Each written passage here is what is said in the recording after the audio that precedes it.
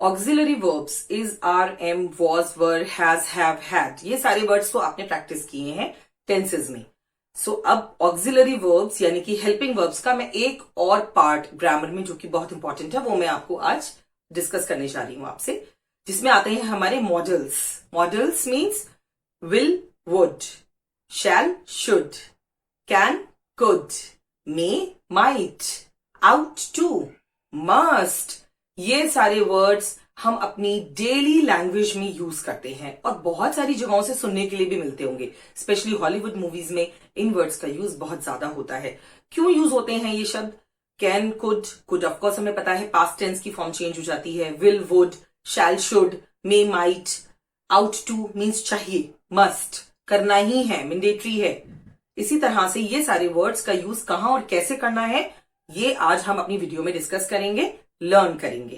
Please इनका use बहुत important है क्योंकि अगर आप किसी से भी कन्वर्सेट करते हैं, बात करते हैं, if you are using good English, good words, you are polite, you are asking for permission, you are giving permission, you are requesting, अगर आप ये सारे इमोशंस अपनी बातों में डालते हैं तो आपको मॉडल्स की जरूरत पड़ती है। सो अब इन्हें हम लर्न करते हैं, यूज करते हैं वन बाय वन। सबसे पहले हम अपना कौन सा वर्ड लेने जा रहे हैं, चलिए आइए लर्न करते हैं। Can, could, be able to means can, could, can means कर सकते हैं, सकते हैं, सकता था, be able to कर सकोगे या कर पाओगे। सो पाओगे वाला वर्ड भी इसी में आएगा, तो इसके लिए हमारे पास क्या है, ये क्यों यूज करते हैं?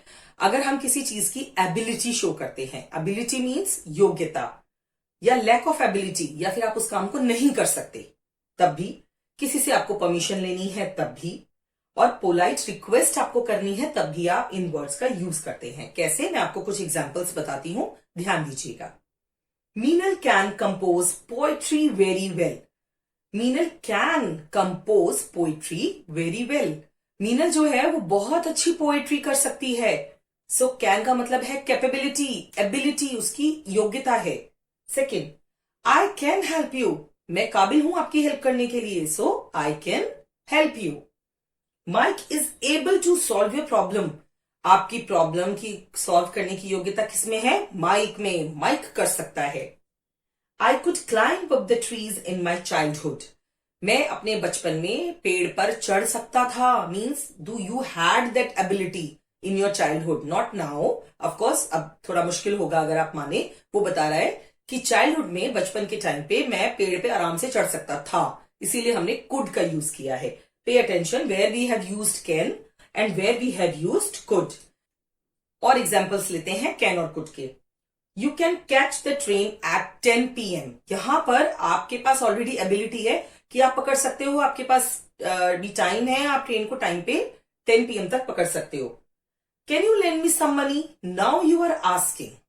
You are actually requesting, can you please lend me some money? Yeah, either can you lend me some money? Are you able to give me the money? So you are asking for the permission. Could you give your number please? ये तो बहुत ही polite request है। अगर हम किसी का number मांगते हैं तो ये थोड़ी ना कहते हैं नंबर दो, give me your number. What do we say? Could you please give your number please, या could you please give your number, could you give your number please. आपको रिक्वेस्ट ही करनी है, अगर किसी का नंबर चाहिए आराम से मिल जाएगा। नाउ नेक्स्ट, मे, माइट, ये हमें क्या शो करता है? ये शो करता है प्रोबेबिलिटी। प्रोबेबिलिटी का मतलब होता है हो भी सकता है, नहीं भी हो सकता। हिंदी में इसके लिए हम वर्ड यूज करते हैं संभावना है, इसकी चांसेस है। You may go now, permission है आपको कि आप जा सकते हो। इसका मतलब भी सकते हो, सकते में आता है, बट मे और माइट का जो यूज हो जाता है वो परमिशन देने और लेने में हो जाता है। यू मे गो नाउ, आप जा सकते हो। May I help you, you are asking a polite request, you are asking for the permission कि क्या मैं आपकी हेल्प कर दूं। So may I help you. We may go to Delhi tomorrow, हम कल दिल्ली जा सकते हैं, मीन्स प्रोबेबिलिटी है, शायद, कोई श्योरिटी नहीं है, चांसेस है कि जा सकते हैं। They might not go out today, हो सकता है कि वो आज बाहर ना ही गए हों, अगेन प्रोबेबिलिटी। सो क्योंकि संभावना है या हो चुका है वो काम, पास्ट में है, so they might, it is a possibility that they not go out today, हो सकता है वो बाहर ना जा रहे हों या ना गए हों, right. So this is the use of May and might. Let's move towards shall, should and ought to. Shall और should का मतलब होता है चाहिए, करना चाहिए, लेना चाहिए, देना चाहिए, होना चाहिए, और ought to, OUGHT। Ought to का मीनिंग होता है पक्का होना ही है, करना ही पड़ेगा चाहे कोई भी सिचुएशन हो। So it is a mandatory situation, compulsion. So we show in that we should, हमें करना चाहिए। आउट टू का मतलब ऑब्लिगेशन, करना ही है।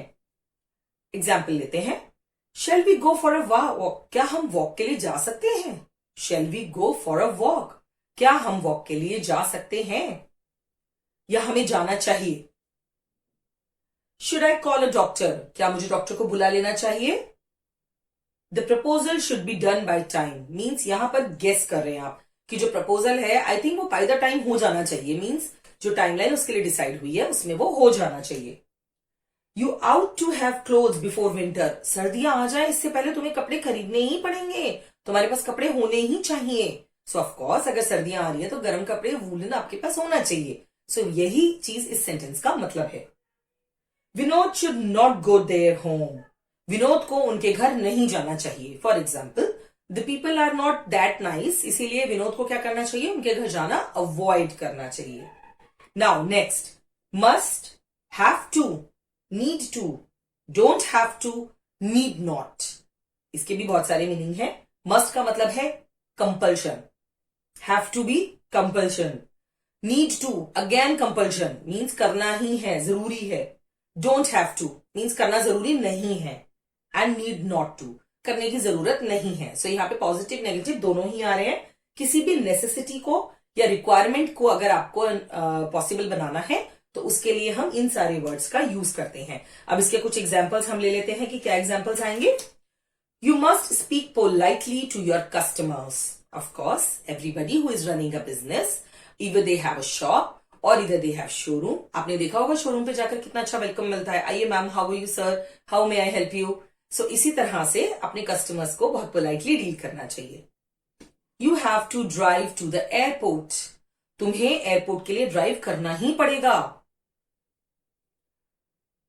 आई made to drink few cups of coffee to be awake, I need to drink few cups of coffee to be awake, मुझे जागे रहने के लिए कुछ कप्स कॉफी के लेने ही पड़ेंगे। सो यहां जो कंपल्शन है वो मजबूरी भी है, नेसेसिटी है, जरूरत है। You don't have to park the car, the hotel valet will do the needful.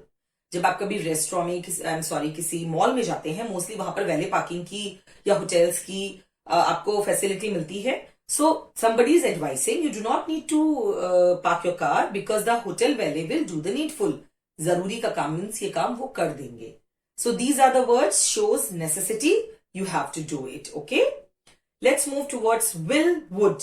It's a polite request और अ स्टेटमेंट। अगर आपको किसी भी पोलाइट रिक्वेस्ट को करना है या आपको कोई स्टेटमेंट देना है तो उसके लिए आप यूज करेंगे विल या वुड। कैसे करेंगे? John will pick you up at 7 means जो जॉन है वो आपको 7 बजे उठा देगा, मीन्स ये स्टेटमेंट है, इसमें कोई भी फीलिंग या इमोशन इन्वॉल्व नहीं है, ये एक स्टेटमेंट है। Would you mind if I sit here, क्या अगर मैं आपके पास बैठ जाऊं तो आप बुरा तो नहीं मानेंगे? सो ये क्या है? It's a polite request. ये एक तरीका है ये परमिशन लेने का, पूछने का कि क्या मैं आपके पास बैठ सकता हूं। Will you please help me to lift this box, क्या आप इस बॉक्स को उठाने में मेरी हेल्प करेंगे? तो again this shows the permission. So इस तरह के जो वर्ड्स हैं हमारे पास, इनके लिए हमने बहुत सारी सिचुएशंस क्रिएट की हुई हैं और इन्हीं सिचुएशंस के अकॉर्डिंग हमारे पास अलग अलग वर्ड्स हैं। Try to use them in your daily life because by using these words आपके बहुत सारे काम बन जाएंगे। People will admire you that you have respect, manners, etiquettes and you know how to speak in English influensively, impressively. I hope you are learning very good English. You will keep practicing. You are practicing. All the best. Thanks for watching. Subscribe to our channel.